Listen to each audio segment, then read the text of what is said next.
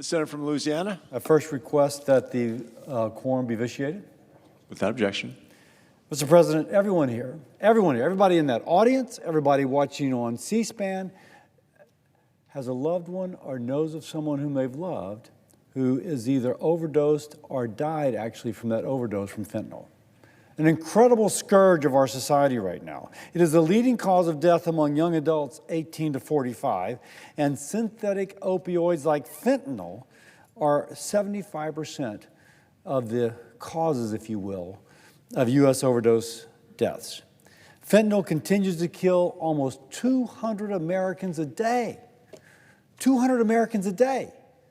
Like today, 200 Americans will die from a fentanyl overdose. An entire generation dying. Illegal fentanyl-related substances are flooding into our market from the southern border in unprecedented amounts, with the bulk of it originating in a handful of manufacturers in Wuhan province, China. By the way, you can't help but point out that this is worsened by the Biden administration's complete failure to secure the southern border. Now, currently, fentanyl-related substances are classified as Schedule 1 under the Controlled Substances Act. This classification provides law enforcement with the tools necessary to combat this emergency, going after the criminals who, again, are flooding our communities with these deadly drugs. But Schedule 1 classification expires at the end of the year, and that's less than 8 months away. Now, for years, Congress has not made this classification permanent, and every day we get closer to this deadline, we risk losing this essential law enforcement tool. If we don't act, the chemical manufacturers in China, the cartels, the criminals who exploit our communities are emboldened, and we must not allow this to happen.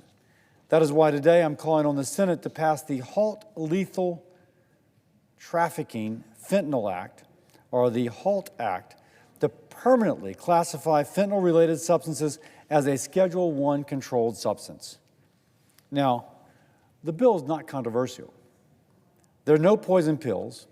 All it does is codify current law, ensuring we don't lose tools we need to confront the fentanyl epidemic. The House, with as many problems as the House has had passing legislation, passed this bill on a strong bipartisan basis last year. And the legislation removes barriers that impede the ability of researchers to conduct studies on these substances and allows for exemptions if the research provides evidence that specific analogs of fentanyl have a valid medical purpose. So, we give law enforcement tools, but we also give the scientists, the medical scientists, tools to establish whether one of these analogs is worth having for medical purposes. Now, it's important to know, Mr. President, this week is National Police Week. We honor police officers and their service to our communities.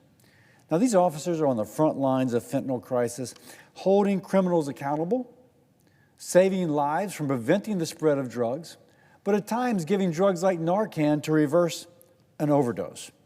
I'm proud to say that we have a letter from 11 national law enforcement organizations supporting the HALT Fentanyl Act.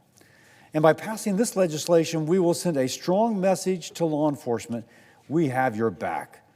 We have your back as you battle this scourge of deadly drugs in our communities. Mr. President, the clock is ticking. Failure to act puts Americans in harm's way. We must pass this bill and get it to the President's desk for signature. Thank you, Mr. President. And now, as if in legislative session, I ask unanimous consent that the Judiciary Committee be discharged from further consideration of H.R. 467 and the Senate proceed to its immediate consideration. Further, that the bill be considered read a third time and passed, and the motion to reconsider be considered made and laid upon the table.